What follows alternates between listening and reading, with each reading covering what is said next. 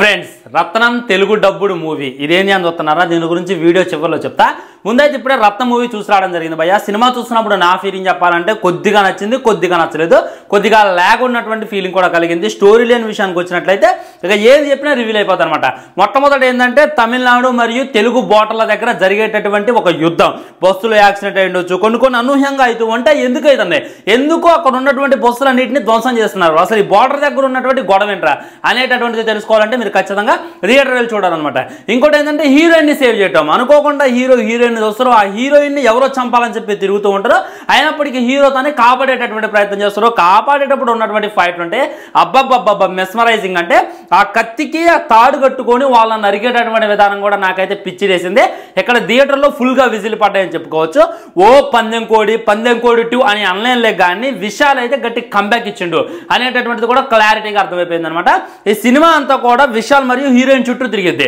వాళ్ళిద్దరికి అదే కాకపోతే మధ్యలో విలన్లు పెట్టారు వాళ్ళు ఏదో గెస్ట్ రోల్ చేసినటువంటి ఫీలింగ్ అయితే కలిగింది అనమాట ముఖ్యంగా మాట్లాడుకోవాల్సింది మ్యూజిక్ గురించి నేను విశాల్ని ఎక్స్పెక్ట్ చేసో డైరెక్టర్ హరిని ఎక్స్పెక్ట్ చేసో వెళ్ళలేదు just like DSP Devi Sri Prasad garu ఉన్నారు మినిమం బీజిఎం ఎక్స్పెక్ట్ చేయొచ్చు మినిమం సాంగ్ ఎక్స్పెక్ట్ చేయొచ్చు అని చెప్పి వెళ్ళిన బీజిఎం అయితే కొద్దిగా డిసప్పాయింట్ అయిపోయినా ఇక సాంగ్ అయితే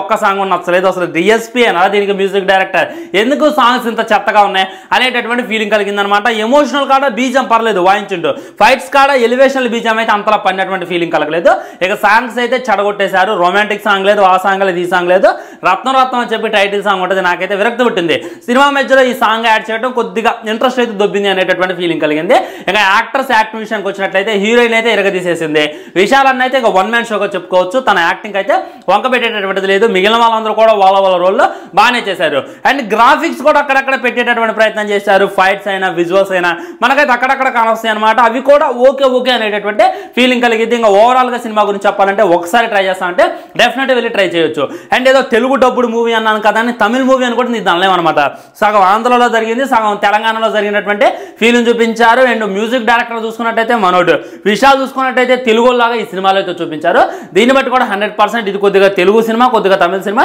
మిక్సింగ్ మూవీ అనేటటువంటి ఫీలింగ్ కూడా కలిగింది ఇంకొకటి ఏంటంటే ఈ సినిమా మీద హైప్ లేదు ఫస్ట్ జీరో హైప్ ఉంది ఎవరు కూడా థియేటర్లో లేరు నాతో పాటు జస్ట్ ఒక 10 మంది వచ్చారు ఇంకొకటి తక్కువైనట్టయితే షో క్యాన్సిల్ చేస్తారేమో అనేటటువంటి ఫీలింగ్ కలిగింది కాబట్టి జనాలు కూడా చాలా తక్కువగా ఉన్నారు వెళ్ళి ట్రై చేస్తానంటే ట్రై చేయండి డెఫినెట్గా ఒకసారి చూసేటటువంటి సినిమా ఇక దీని గురించి మాట్లాడుకోవాలంటే నిన్న రాత్రి అంతా కష్టపడి నా ఫేవరెట్ పర్సన్ తయారు చేసి ఇచ్చినటువంటి మిల్క్ షేక్ మధ్యలో కనపడుతుంది కదా ఇది చాక్లెట్ అనమాట ఎండాకాలం కదా